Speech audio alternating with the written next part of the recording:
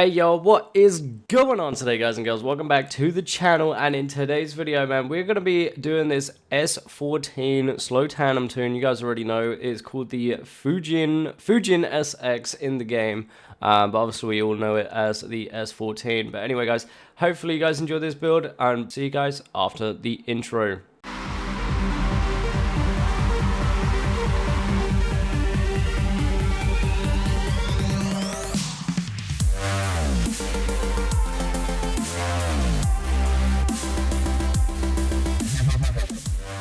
Alright, so obviously kicking it straight off here, we're in the dyno stand. I forgot to mention in the last build that I done on the Master RX-7 that we are currently running the ultimate build, the ultimate tuning mod. If you guys didn't know that, you know, once you get the ultimate tuning mod, that allows you to unlock absolutely everything to do with tuning. So your suspension, wheels, and engine.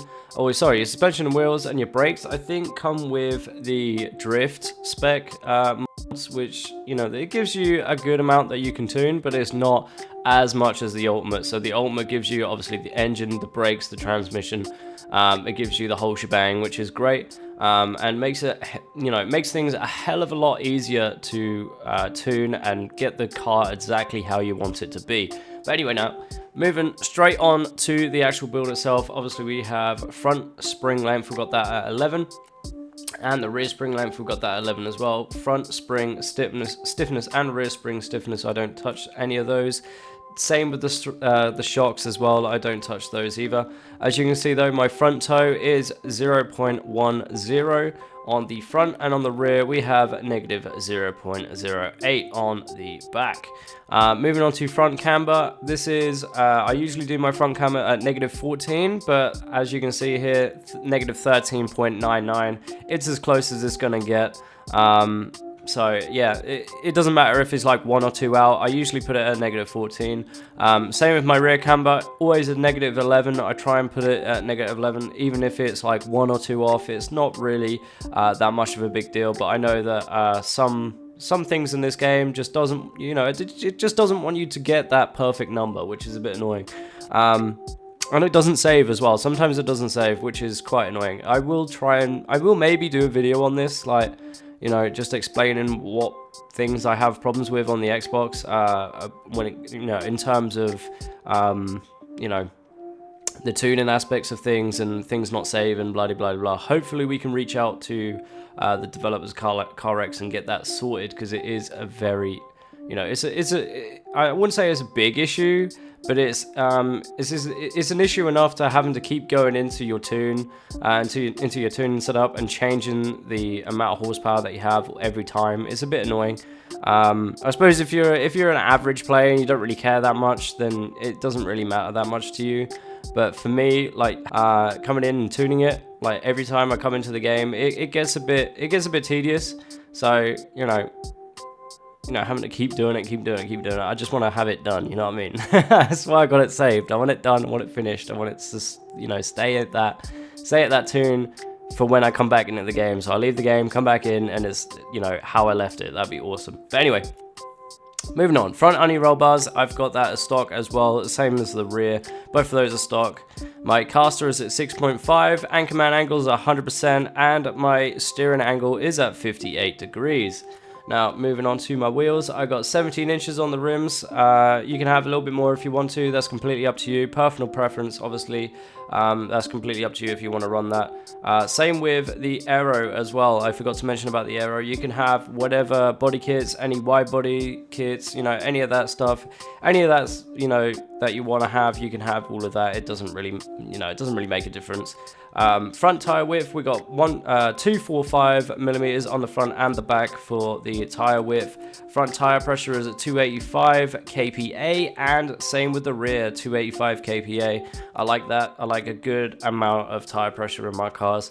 Moving on to wheel ascension, obviously I have 90% on the rear and 100% on the front. Got to get that rear tire spinning up as much as possible, getting this thing super damn slow, bro. Anyway, moving on to front wheel track width. Obviously, this will depend on what body kit you have. Obviously, I've just gone for the normal street, you know, street looking kit. So if you want to put for argument's sake, the Formula Drift tune on this thing, on the Formula Drift, sorry, body kit on this thing, then obviously your track width is going to be slightly different. But anyway, I put it straight up towards the arch and, you know, just make it look clean as it possibly can. That's exactly the same for my rear. Everything is just, you know, just under the wheel arch, which is, you know, it looks sick, man. Look, you know, wish Forza had it, basically. Just wish Forza allowed us to, you know, move the wheels exactly how this game does, man, you know.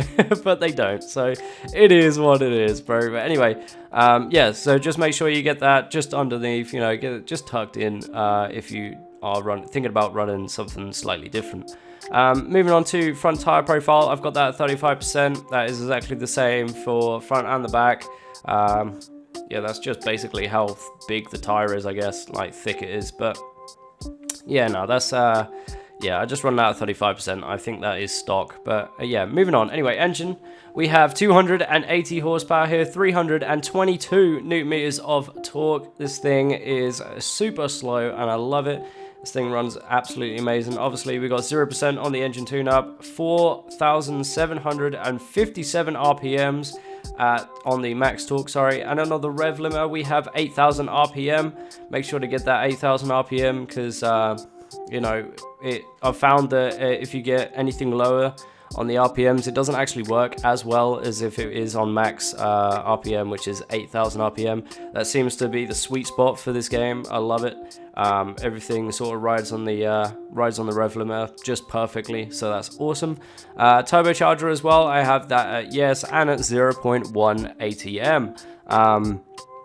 If you don't want to run the turbocharger, then you can bump up the max torque. You can bump that up a little bit, and then that will bring you up to 280 horsepower, I have no doubt. But yeah, if you want to follow my tune exactly, turbocharger it and then just 0.1, that will be absolutely fine, man. Now, moving on to transition, obviously we have a full lock diff here, 1.00, which is 100% lock that diff. Final drive is 3.00. My first gear is 3.32. Second gear is 2.40. Third gear is 2.05. My fourth gear is 1.85. And my fifth gear is 0.76. Don't forget number 6 is 0.40. Now, I don't really use 5th and 6th gear, if I'm going to be honest. I usually use only 2nd and 3rd.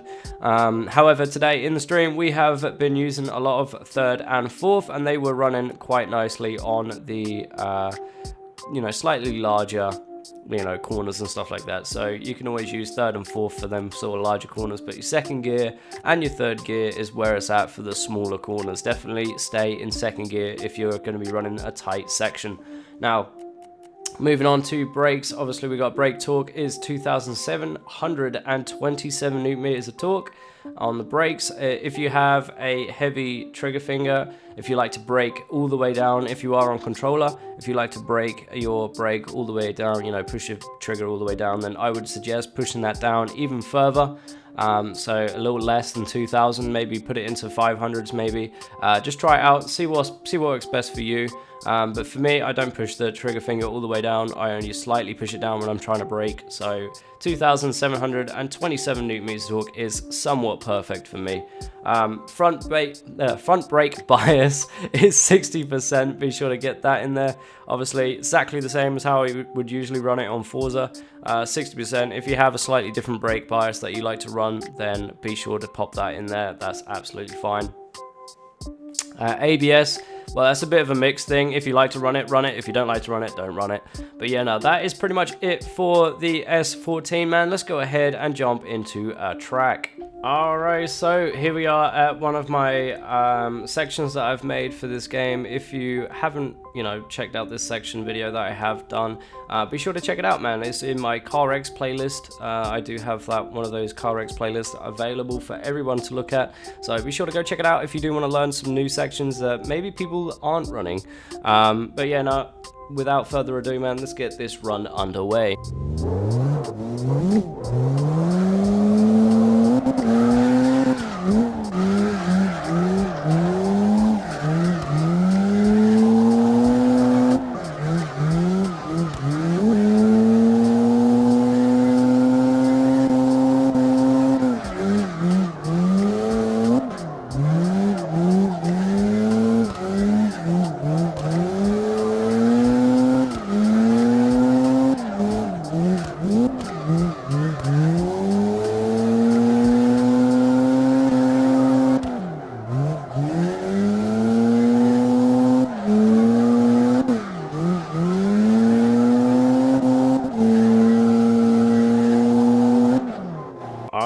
guys, so that is going to be it from the Fujin SX, I think it was, or the S14, man, whatever you want to call it. Obviously, I'm going to go by the real-life name for the car, which is the S14, man. That is going to be it from the S14. 280 horsepower, man. I think 280 horsepower is perfect for this game. Some people might think differently, but never mind that, bro. Slow tandem tune, bro. Hopefully you guys enjoyed this. If you did, be sure to hit that like button and hit the subscribe button. If you want to see any more slow tandem tunes, be sure to check out my playlist. Obviously, I have the RX-7 one in there as well from the other day. I have that one in here, obviously, as well as the tracks, the section playlist, which is in there obviously as well, which I had mentioned earlier. But anyway, guys, thank you very much for watching, and I'll catch you guys in the next one. Take care and peace.